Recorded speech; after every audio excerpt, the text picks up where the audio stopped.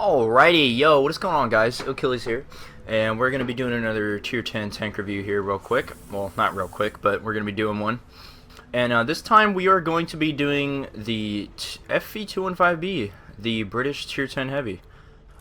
This tank is regarded by some to be pretty bad, just in terms of like being a heavy tank, but in my eyes, this is probably one of the best hybrid medium heavies in the game, along with the E5. This tank has, I believe, the best gun in the entire game on it, and I will tell you guys why when we cut to the gameplays and when I talk about the gun. But let's just go over some basic stats first. I know I've been forgetting to mention hit point values because it's not like PC where they have all the stats on the right side. It's just a bunch of random stat bars.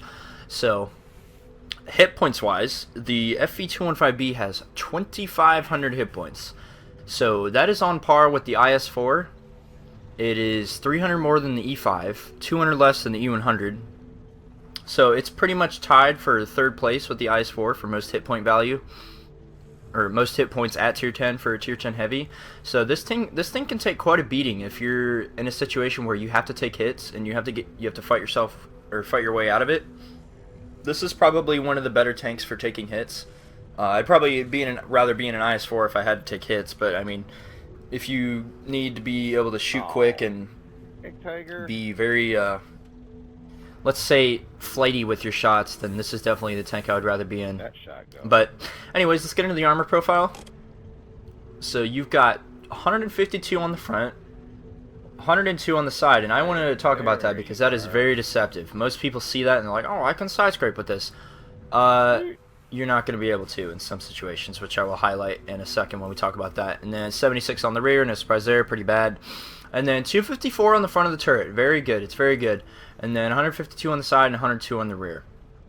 So, I wanted to talk about some armor zones. I'm actually going to flash a picture up. So, this is the 215B as you can see it if it was just staring right at you.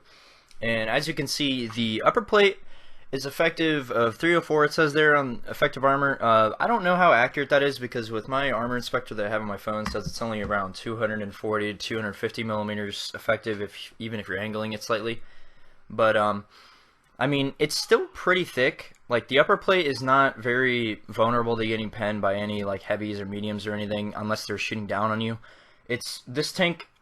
This is one of those tanks that suffers extremely when getting shot at by TDs. Like, this tank is, I like to think this is one of those tanks that can block small arms fire. And when I say small arms fire, I mean like heavy tank guns and medium tank guns, because this the turret and some of the hull can take those hits. But as you can see, the lower plate is just absolute garbage. Pretty much everything that is going to see this tank, even at Tier 8, is going to be able to pen that lower plate no matter what. It's like butter. And then one more thing I wanted to highlight staring at this tank from the front is that if you can see those two little green armor zones right next to the turret, right under it, that is part of the side armor, part of the 101 millimeters effective, or 101 millimeters, yeah, 101 millimeters on the paper value, but actually effective it's only about 140. So that's one of the spots that you can't hide when you're face hugging someone. It's really nice for me because no one knows about it besides people who actually do research with stuff like this. So if you're ever face hugging a 215B, then shoot there. You'll go right through immediately. So on to the next picture, you're going to see the 215B from an angle. Now, this is where it gets weird. So if you can see on the side, you can see that little yellow strip. That is the 101 millimeters side armor, along going up to that little green part that I just talked about on the front of the, or right below the turret. That is the 101 millimeters. That's it. The entire side armor, the actual side armor of the 215B is only 51 millimeters thick. The tracks plus the spaced armor on the side add 25 millimeters. The tracks are only 25 millimeters thick. I cannot stress this enough. If you're getting shot at by a T110E3 or like a Foch or a Jaeger, they will auto-pen your side armor no matter what. And no matter what angle it is, if you're showing them an 89-degree angle, it will pen no matter what. You can't do anything about it. You just have to take it or just not even pop out. One of the things that I like to do with the 215B is just to not even show my side armor to a TD or even show myself at all to them. So as you guys saw in those pictures, the 215B's armor isn't really the best.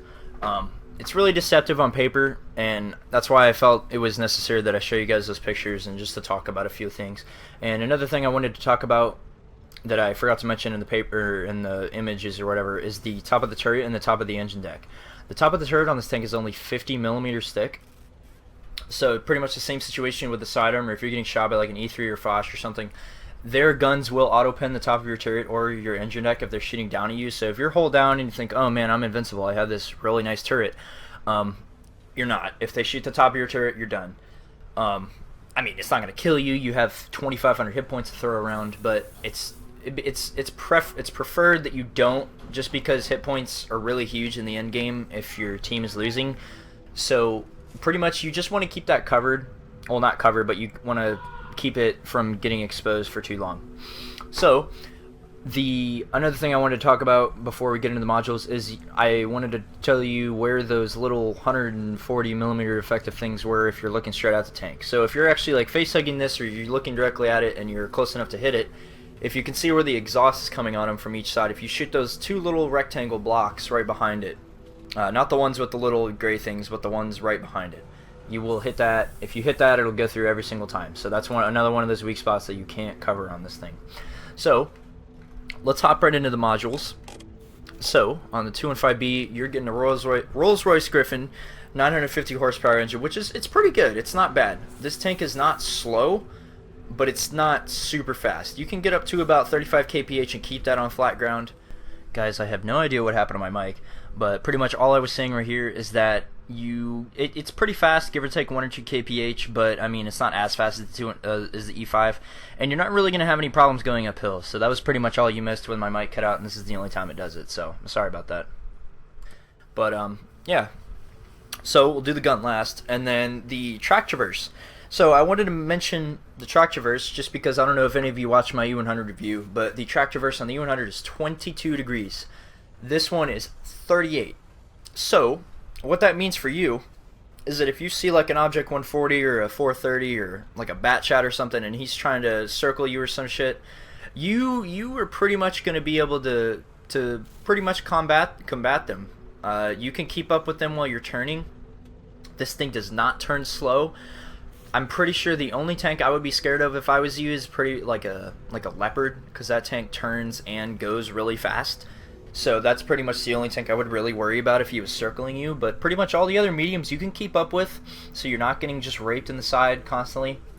The track traverse is very good, and if you say like you have someone come up behind you and you just got to turn really quick, show him your front armor, hopefully you can bounce a couple shots. It's pretty quick. It will surprise you if you're in that situation. You're like, wow, I just turned around really quick. But yeah, so the turret, I already talked about the armor. And then the traverse speed is actually pretty damn good. The AMX-50B's turret traverse speed is 36 degrees, so this is only 2 degrees less than that. And it's pretty quick. I mean, if you get a damaged turret ring, it's not really that big of a deal. That's one of the last things that I would want to fix if it gets damaged. Like if you had to choose between like your ammo rack, your gun, or your turret, I'd probably fix my ammo rack. I'll talk about that when I get to the gun. But yeah, 34 degrees is pretty good. And then you've got the view range of 410. Now I don't know if this was always 410. I think when I got it way back in the day, I don't know if they buffed it or something, but I do not remember this tank having a 410 meter view range. I thought it was always 400 like all the rest of them. But I guess it's 410, so that's an added bonus. So you automatically have a better view range than most of the tier 10 mediums and heavies. So that's pretty friggin' cool.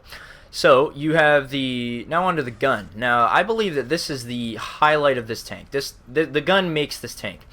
If this tank had a really crappy gun, this tank would be absolutely awful. But it doesn't.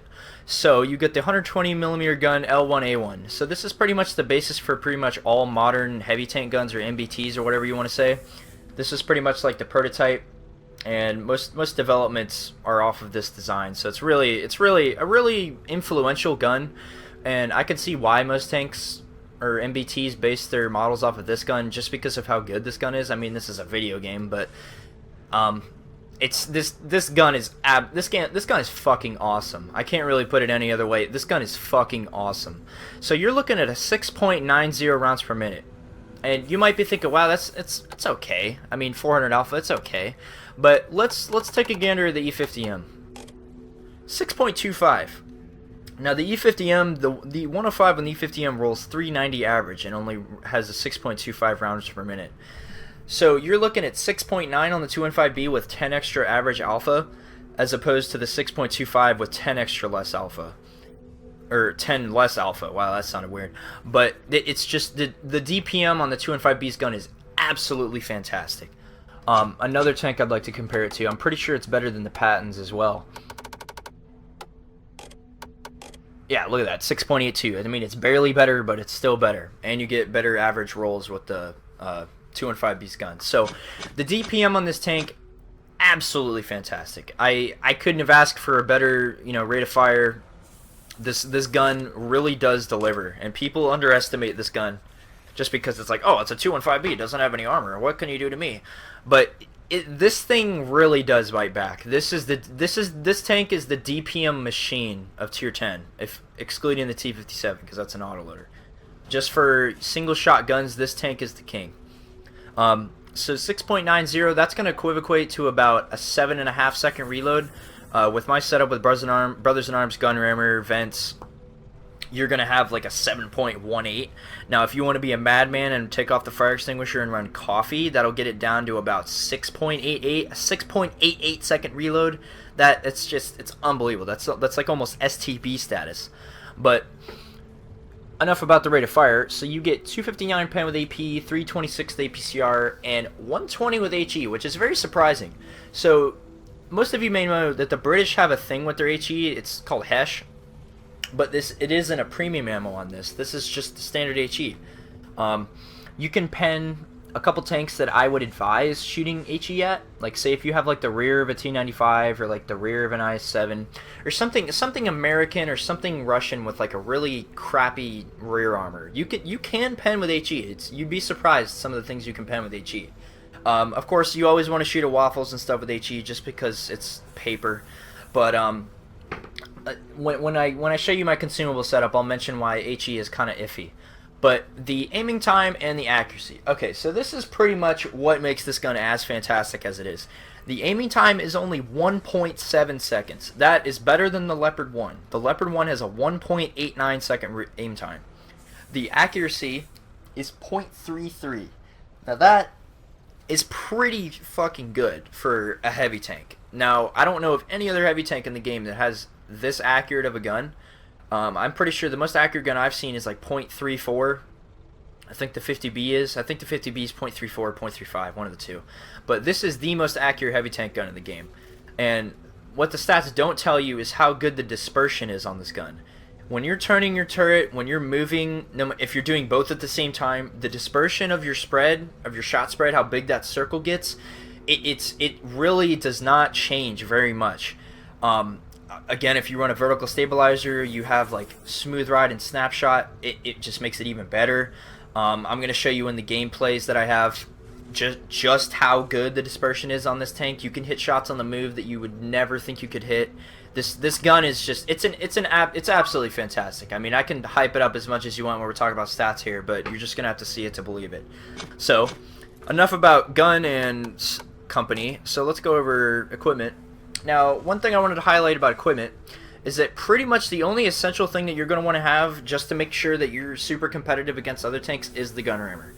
The other two are expendable. Just because the dispersion is so good with the gun base, you don't really need a vertical stabilizer, but it's very nice if you come into a corner and you see like an Object 140 peek the corner and you just got to get that quick shot off, you tap a right bumper, or you just aim at him and pull the trigger. It's going to help you out immensely with your dispersion. I'm sure in the gameplays that I have that you're going to see like those moments where I see someone get spotted and he's about to move behind a building and I just look over, pop the shot, and it goes right in just because of how good the dispersion and accuracy is on this gun. But as I was talking about the dispersion, you don't really need a vertical stabilizer. One of the pieces of equipment that is really viable on this tank, I feel, is the CO2 fuel tanks that give you more durability to your fuel tanks, because for some great idea, I guess Britain thought putting the fuel tanks in the front of the tank was a good idea. So I think I mentioned before that you're going to catch on fire a lot. So that's very viable. You can run optics. Coated optics is always a good option. vision is extremely important. If you can't see them, you can't put that gun to work, and especially with that 400 to 10 meter view range, just adding on that extra what is it, 50% or 40%? No, it's 10%. Jesus, adding that 10% onto there, that's an extra, what is that, 52.5 meters of view range adding onto that with coated optics. So I mean, pretty much the only things that I would say aren't very viable are the camo net and binocs. Pretty much everything else that you can use is very viable on this tank. The large spall liner would be a good idea if you get hammered by artillery a lot, just because this thing is an arty magnet. As you can see, it's a pretty huge fucking target from the top. So if they drop a shell on top of you, you're pretty much going to be feeling the full force of it. You're not in a German tank, you can't just eat it. So let's go on to consumables. Now, what I want to talk about ammo wise when I was talking about the HE rounds is that this tank has one of the lowest ammo counts for tier 10 in the entire game. Alongside with the Batchat only gets 30 shells. This tank only gets 35 shots. Now, this may not seem like such a big deal, but when you're, just pumping out rounds, you're taking shots you wouldn't normally take just because you know how accurate this gun is. It can really bite you in the ass in the end when you're, in a clutch situation and you got to make your shots count, and you only have like 5 or 6 shots left because you were just you're having a great game, you're spitting out rounds, you've got like 17 pending shots, and you've only got like 8 shots left. So that's why I debate carrying HE rounds sometimes, just because the AP rounds are so crucial and you don't get very many of them. So I mean, it's kind of a gamble.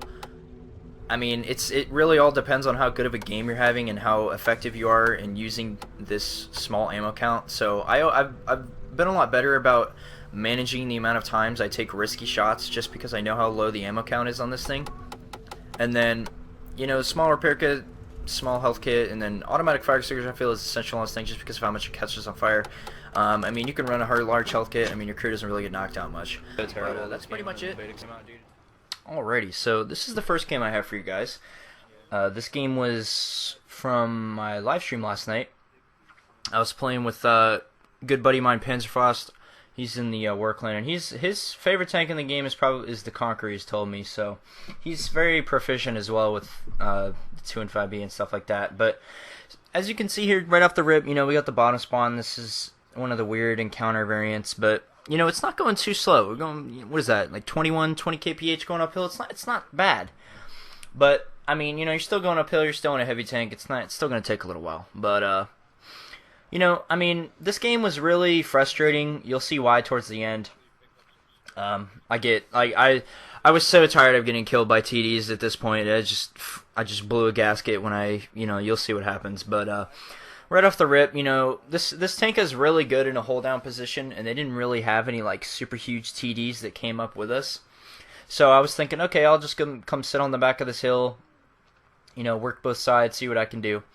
And I ended up getting in this really good spot right here, where pretty much they were really just feeding me damage. I mean, they weren't really looking at me, so to speak, but I mean, this is a really good game for seeing how good the gun actually is and how consistent it is.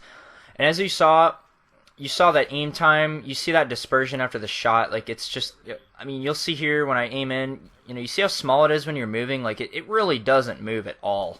And then you can just hit God shots like that. I mean, you'll see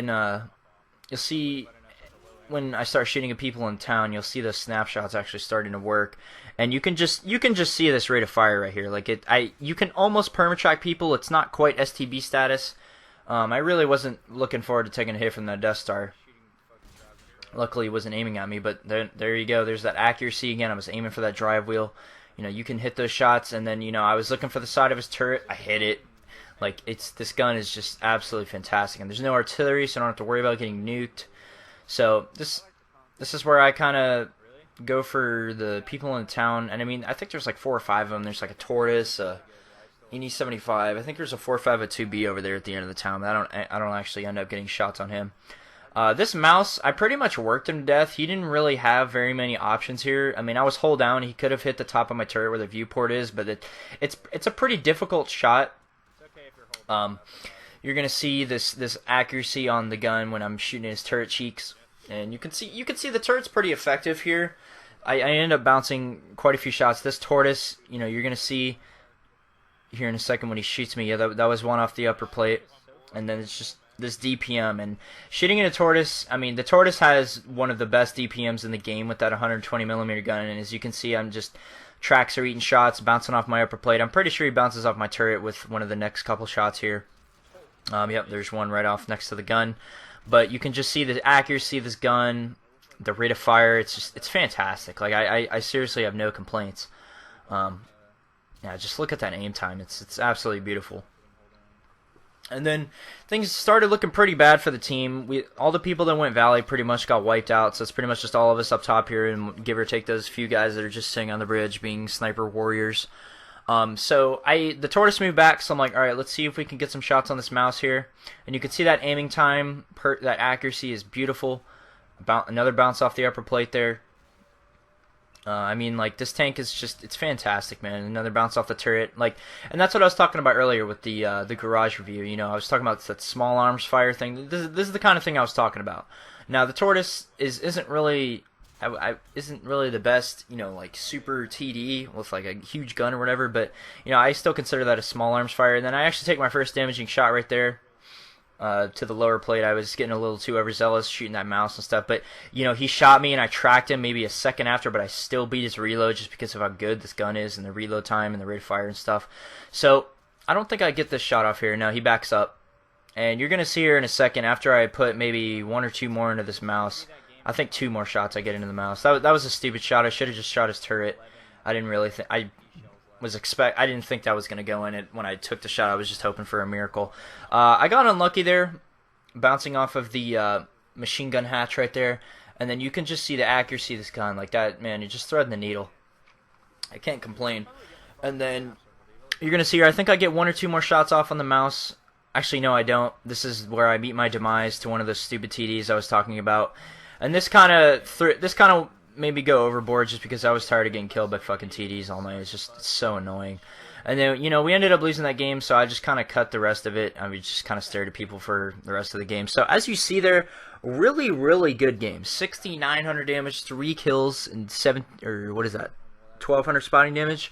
And I mean, you saw how fast I was spitting out shots, and the damage really does add up on this tank. You know, I don't know if you guys were watching my ammo count, but it was getting a little bit on the low side. And honestly, if I would have lived to have to clutch that game, I don't think I would have been able to, just because of the ammo count restrictions. But pretty much, here's the second game, and this game was a lot more, I would say, intense in terms of like people actually shooting at me. So you're actually going to see some of the turret armor and stuff working. It wasn't like the Westfield game where I was just kind of shooting fish in a barrel on the head glitch on the right side, or the hold down spot. Sorry, Call of Duty terminology. But yeah, so this was a game on Cliff. Well, I just had a brain fart, and you know, I looked at the team list. And I'm like, oh god, TIE Viper and company. So I knew this was going to be quite a fun game.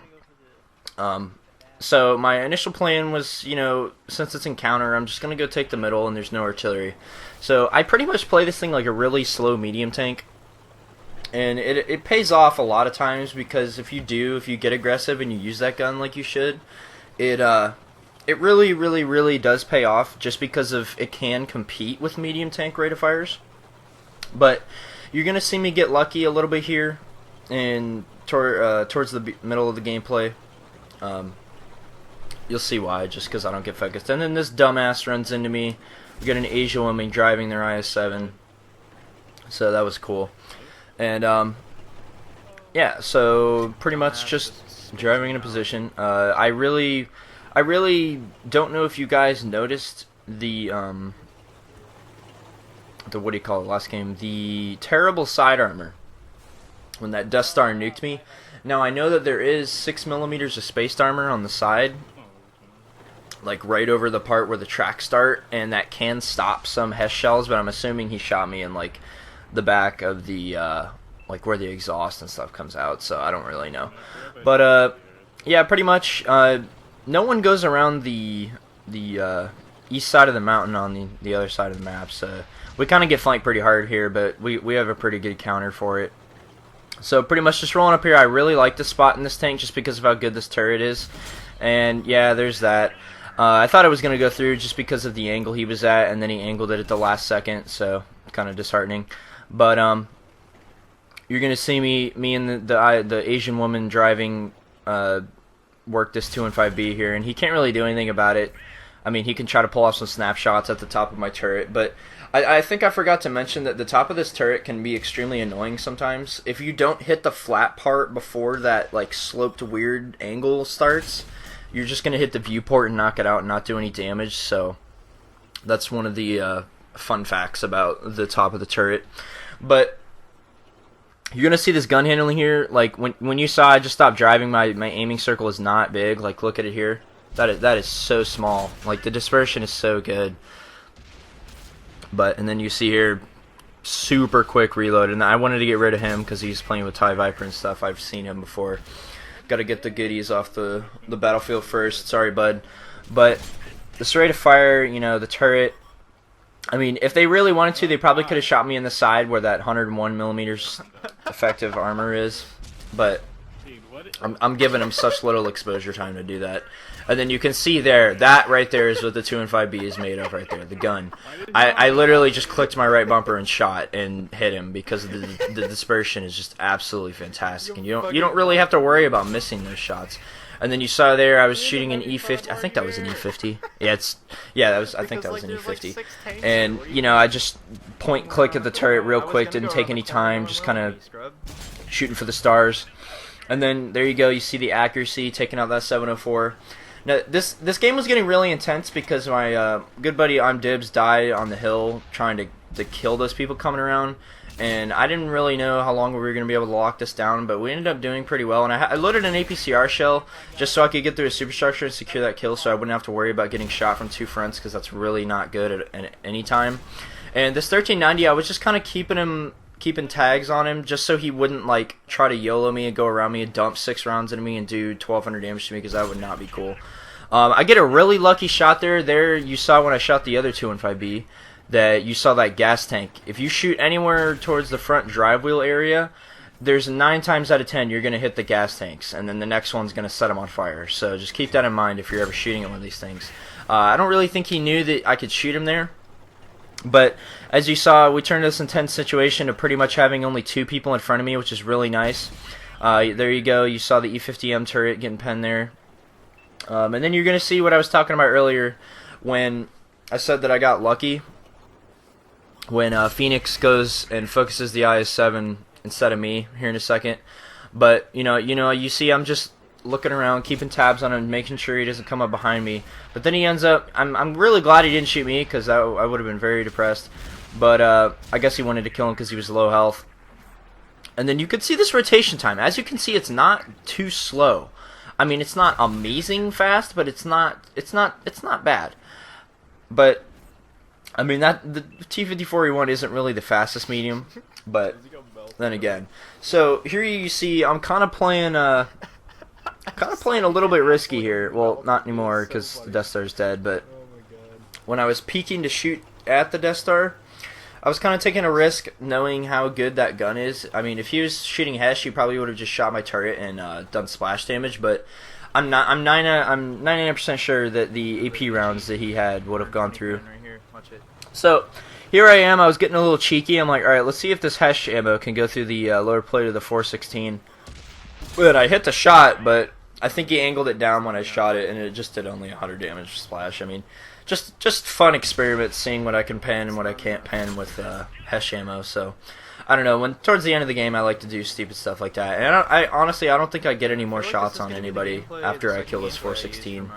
So yeah, I thought this was a really good game in terms of like showing you how this tank can really just keep people back, just because of how good the rate of fire is, and it keeps people from pushing you. And I mean, like this is what the 215b excels at. As long as you keep tabs on all the people around you, they won't really. I won't say they're per se YOLO you, but they won't per se like just single you out of everybody. Like if you're with a pack, if you're with a group of people, they will never YOLO you in the 215B. Some tanks like the Waffle, they'll do it just because it's such an easy kill. But tanks like this rate of fire keeps them back, and it always keeps them on their toes, and they don't want to challenge you just because they know how good your rate of fire is. Or they don't, and when they try to, and you surprise them with how good your rate of fire is, it bites them in the ass. Just so I don't have to do anything else. Alrighty, so as you guys saw in those two gameplays, you really did see the strengths and weaknesses of this tank, and I feel that, you know, there are a lot of negatives about this tank. You know, the terrible side armor and the sort of kind of weak hull and the really bad lower plate in the gas tank. But I feel like the pros really do outweigh the cons on this tank. The gun is the supreme leader of all of them on this tank. This gun is it's the best fucking gun in the game. I don't care what anybody says. It's the best gun in the game. You can say the Leopard is better just because of sheer accuracy and aim time, but the dispersion on this gun is absolutely fantastic. And if you've actually played this tank and you can say that you don't think this is the best gun in the game, then fair enough, that's you. But I think that this is the best gun in the game, hands down overall. But on that note, the tank itself, I feel, is a very strong, viable tank. And another thing I wanted to start mentioning is, do you think if I think its Clan Wars viable? Now I see that this is on the horizon and people are scrimming and stuff, and you know I'm in the wild bunch. You know, there's like clans like TC and War and all this stuff. So I kind of wanted to do like another segment at the end talking about, do I think this tank is Clan Wars viable? And I say yes. The reason I say yes is because on a map like Steppes, what are you going to do when you're playing peekaboo with Russian mediums and other medium tanks on the, if you're spawned in the south on the east side of the map? What are you going to do if you need a hit point tank over there? What are you going to do if you need a hold down hit point tank over there? And of course they're spamming gold, but the turret's pretty gold resistant against anything but a TD. And you will find that, I wish I had a gameplay. I had a game that I could have used from my live stream a couple days ago, but this tank can take gold rounds in the turret, and that's why I feel that this tank is viable for a Clan Wars environment, just because of that turret and just because of how reliable and accurate the gun is. Now, you may think, oh, well, it shoots AP standard rounds, just so the shell velocity, it kind of sucks, you know, how are you going to keep up with the APCR standard from the Russian mediums and whatever else they bring? Newsflash, it has APCR, and you can shoot that with 330 pen, 338 or whatever it is. What is it? 326. Oh wow, I was off. But I do believe that this tank is Clan Wars viable. I feel like if you were in a situation where you needed hit points and armor, I feel like the IS-4 would be a better option. But in terms of you just need a reliable gun and a shit ton of hit points to take hits, this is your tank. And I can tell you now that we've called for these on PC. When I play Clan Wars on PC, we've used 215Bs before, so it's not like I'm making this shit up. But yeah, so I do believe that this tank is Clan Wars viable. But in the end, I feel like this is one of the few tanks that is still a really good kept secret. Now I know that the grind kind of discourages people, just because you go from having these super slow heavies with pretty crappy guns to something with no armor besides on the turret, and a kind of okay gun that has kind of debatable crappy DPM in my eyes. But when you get the Conqueror and you finally suffer through all these packages and get the 120, you're gonna be living in paradise, because you're getting that same gun you got on the 215B, just with the Leopard aim time and not that 1.7 second aiming time, with the same accuracy. But the only thing I think you lose is, I think, 5 rounds, so you get even less ammo with the Conqueror, and the Conqueror has its ammo rack in the lower plate, which is, don't ask me, ask the British. But once you finally get the 215B, I feel like you're going to be a really happy camper. This is one of those gems that, you know, if you really know what you're doing and you're looking for that tank to just kind of like bridge the gap between that medium tank and that heavy tank, if you're looking for that medium tank with a shit ton of hit points but isn't very fast, this is your tank. That is what I think of the 215B. This is the slowest medium in the game with the best gun in the game. So that's pretty much my synopsis on the 215B. Let me know what you guys think in the comments. You know, let me know what I'm doing wrong. If you have any suggestions, what else I should do, you know, segment-wise in the videos. If I should do more gameplays, if I should stop talking, if I should, you know, do MLG montage parodies or whatever you want. So, you know, this is, I feel like I'm gonna be doing a 121 review tomorrow. I'm pretty sure, just because I fucking love that tank. And I just wanted to spit this one out just because I keep forgetting how good this tank is, and I really wanted to put one out there for those of you who may have been thinking about going for it, but maybe you heard, oh man, the Black Prince sucks, oh man, the Carnarvon sucks, blah blah blah, and it discourages you. Trust me, it is worth it in the end. This tank is 100% worth it, I can assure you. But that's about it for me. If you guys have anything else to say, like, comment, subscribe, blah blah blah, YouTube stuff. That's pretty much all for me. So this has been Achilles, and I guess I'll catch